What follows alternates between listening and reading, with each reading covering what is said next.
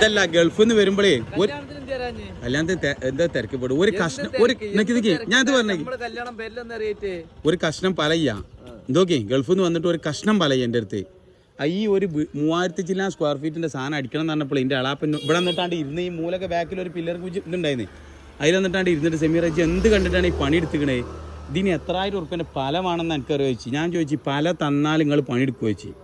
പല തന്നാൽ ഒരു പേടിയും പേടിച്ചിട്ടുണ്ടായിരുന്നു. 2 ദിവസത്തിന് പുത്തന്നാണെങ്കിൽ പല തീ കൂടി കൊണ്ട് വന്നാണ് അടിക്കേരി ഉള്ളടിച്ചാണ് മിന്നിയാണ് സൈറ്റ് കേൾക്കണ.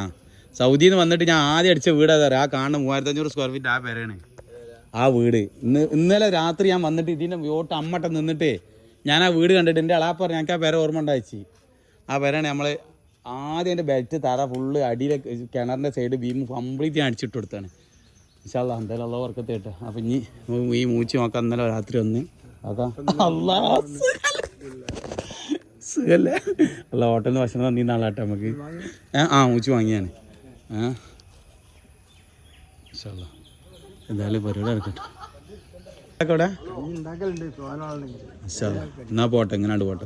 എന്തായാലും വേണ്ടിയില്ല വെട്ടുക. ഞാൻ പോയി ലോറി എടുത്താണ്ട് വരാം.